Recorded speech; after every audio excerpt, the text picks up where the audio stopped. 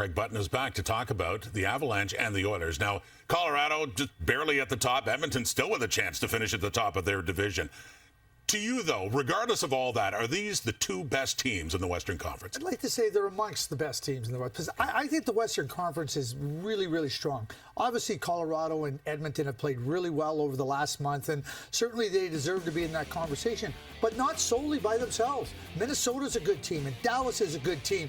I just talked about Winnipeg previously, earlier in the show, and said they're no fun to play against. You have the LA Kings, you have Vegas. These are all really good teams. I don't think there's any one team that is a clear favorite in the West. I would potentially say that given health to the Colorado Avalanche, they might find their way to that spot. But right now, I don't see a clear-cut favorite in the West. And I think any team can beat any other team in the Western Conference right now. Obviously, you want to have your game in order. The Edmonton Oilers do. The Colorado Avalanche are finding the level of play that we saw last year en route to the Stanley Cup. So they're two teams that are certainly doing the things you need to do going into the playoffs. But I still think the West is wide open. And with that, it's not an easy path for either of these teams to get back to the conference final. But there's a chance they could meet in that third round again this year. They did last year, and Colorado swept the Oilers. Do you think it would be different this time around?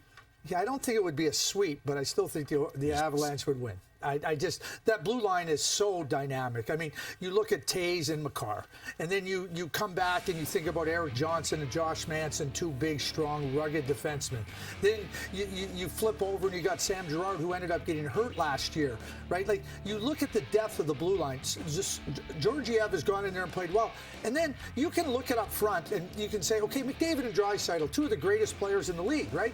Well, McKinnon and Rantanen are superstars. So if you try to break it down and you try to go, well, you got Makar, McKinnon, and Rantanen on one side. You got McDavid and Draisaitl. Nugent Hopkins is having a fantastic season. Hyman and whatnot. Two good teams.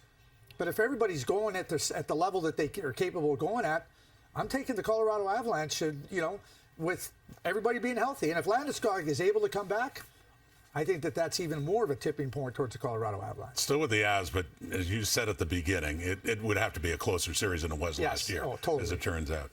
Our director of scouting, Craig Button, thank you again, sir, as always.